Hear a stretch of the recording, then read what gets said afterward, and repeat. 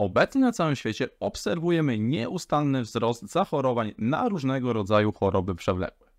W miarę jak zdobywamy coraz więcej wiedzy na temat wpływu naszych wyborów życiowych na funkcjonowanie naszego organizmu, staje się jasne, że przewlekły stan zapalny jest jednym z głównych czynników kształtujących nasze ogólne zdrowie. Czymże jednak jest ten powszechnie znany, mityczny stan zapalny? Ja nazywam się Wojciech Stankiewicz i dzisiaj postaram się w jasnych słowach wytłumaczyć, czym jest stan zapalny, jak wpływa na nasze ciało i w jaki sposób możemy go kontrolować. Także zaczynając od samego początku, kierując się w myśl, jakoby nasze ciało było systemem, strukturą idealną, wolną od jakichkolwiek błędów, której założeniem jest przetrwać jak najdłużej, jednocześnie pozostając jak najbardziej wydajną, uświadommy sobie, że stan zapalny jest dla nas jak najbardziej pożądany. To on daje informacje dla naszego układu odpornościowego o zagrożeniu i o konieczności interwencji. Wyobraźmy sobie dwie sytuacje. Pierwsza. Podczas przygotowywania sałatki, podczas krojenia cebuli przecięliśmy sobie delikatnie palec. Z tej małej ranki zaczęła sączyć się krew. Naszym naturalnym odruchem jest włożenie palca pod wodę. Mija minutka, krew zaczyna krzepnąć i ranka się zamyka. Gdyby nie działanie układu odpornościowego, który został aktywowany dzięki stanowi zapalnemu, który powstał przy ranie od razu po przecięciu skóry, krew by się sączyła kilka dni, aż doszłoby do abstrakcyjnej dla nas sytuacji, w której moglibyśmy umrzeć z powodu wykrwawienia albo jakiegoś zakażenia, które w tym czasie by się wydało w tą małą rankę.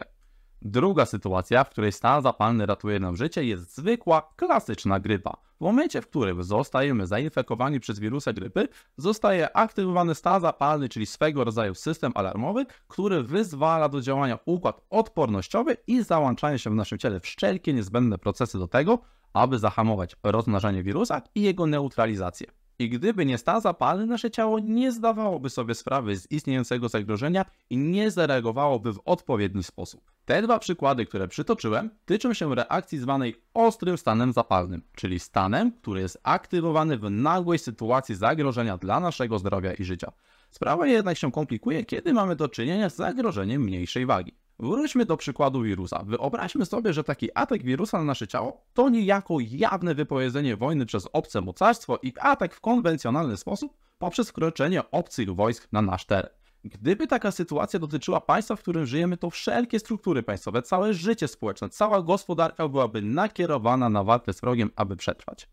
Jednak, gdyby sprawy potoczyły się inaczej i nie byłoby żadnej oficjalnej wojny i żadnego konwencjonalnego ataku obcych wojsk, a za to mielibyśmy do czynienia z regularnymi aktami sabotażu różnego rodzaju, czy to zatrucie wody w jednej miejscowości, czy to podpalenie zapasów żywności w innej miejscowości, czy to porwanie jednego z mniej znaczących urzędników państwowych, to całe nasze społeczeństwo byłoby w większym bądź mniejszym stopniu świadome tego, co się dzieje, ale życie toczyłoby się dalej normalnie, a neutralizacją zagrożenia zajmowałyby się tylko poszczególne służby.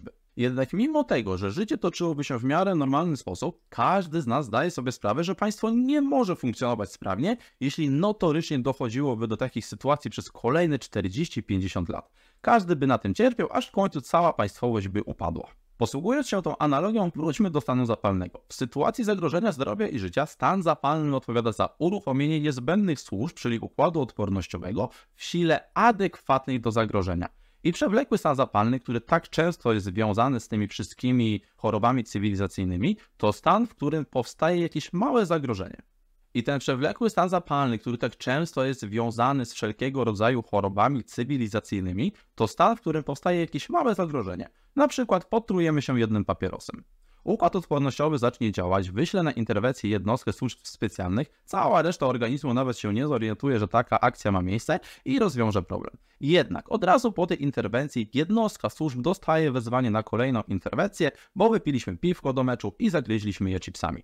W czasie tej interwencji nawdychaliśmy się smogu, więc układ odpornościowy musiał zaangażować kolejną jednostkę do walki. Nie zapomnijmy o tym, że jesteśmy otyli, w naszej krwi ciągle jest podwyższony poziom cukru, więc kilka kolejnych jednostek też stale walczy. Taki stan nazywamy właśnie przewlekłym stanem zapalnym, czyli przewlekłym aktywowaniem układu odpornościowego, który nie ma czasu na odpoczynek. Dodatkowo, skoro ciągle jest aktywny układ odpornościowy, to również część współczulna naszego układu nerwowego jest aktywna, a zatem zaburzona jest równowaga między trybem walcz-uciekaj, a trybem odpoczynku, co przekłada się na ciągłe przemęczenie, brak energii i motywacji do działania. Więc jak widzimy, przewlekły stan zapalny jest częścią pewnego koła wszelkich naszych problemów. A zatem, co zrobić, aby okiełznać ten nasz stan zapalny? Myślę, że odpowiedź jest dość prosta. Moglibyśmy szukać jakichś wyrafinowanych technik niwelowania stanu zapalnego, ale najważniejsza i najskuteczniejsza jest prewencja. A zatem palenie papierosów, nawet tych elektronicznych, to coś, co powinniśmy przestać robić na wczoraj. Picie alkoholu ograniczyć tylko i wyłącznie do specjalnych okazji pokroju ślub córki i nawet wtedy zachować zdrowy umiar. Do tego przestać jeść przetworzoną żywność pełną cukru i tłuszczów trans, a także ograniczyć spożycie żywności uprawianej w sposób konwencjonalny, gdzie ryzyko wykorzystania glifosatu czy innych chemicznych środków ochrony roślin jest bardzo wysokie. Dodatkowo warto byłoby zadbać o swoją sprawność fizyczną i prawidłową masę ciała, spędzać więcej czasu w spokoju na świeżym powietrzu, a także przypilnować jakości snu i zredukować poziom narzucanego na siebie niepotrzebnego stresu. Stan zapalny jest bardzo mocno powiązany z procesami metabolicznymi w naszym ciele, więc jeśli uważamy, że podstawy naszej diety są już dobre, to możemy jeszcze zoptymalizować spożycie różnego rodzaju super jedzenia, superfoods, bogatego w antyoksydanty. Dlatego zachęcam do zapoznania się z czymś takim jak skala ORAC, ORAC, czyli skala przedstawiająca produkty żywnościowe, które mają w sobie najwięcej antyoksydantów. Wdrożenie do diety np. przypraw takich jak kurkuma, goździki czy cynamon może być świetnym uzupełnieniem diety w antyoksydanty. Do tego spożycie jagód, borówek, truskawek czy nawet kawy z grzybami chaga może mieć wpływ na zniwelowanie stanów zapalnych w naszym ciele. W kontekście stanów zapalnych warto też pamiętać o tym, że duża część naszej diety, nawet jeśli będzie ona już dość dobrze zoptymalizowana, będzie bogata w kwasy omega-6. Aby zniwelować ich prozapalne działanie, warto uzupełnić dietę w kwasy omega-3, co żyjąc w Polsce najłatwiej będzie zrobić suplementując dobrej jakości produkt, np. kwasy omega-3 pochodzące z kryla, albo na stałe wprowadzić do diety duże ilości naszych polskich, prawdziwych, bałtyckich śledzi.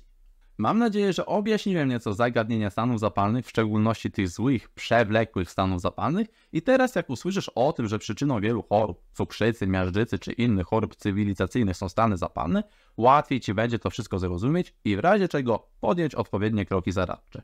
Dla podsumowania powiem, że zdecydowanie lepiej unikać, ograniczać powstawanie stanu zapalnego niż z nim walczyć. Lepiej przecież nie wpuszczać celowo zagrożenia do swojego kraju, bo potem walka z nim będzie zdecydowanie bardziej energo- i zasobochłonna, a też zanim je zwalczysz, to na pewno jakieś zniszczenia, większe bądź mniejsze, za sobą zostawi.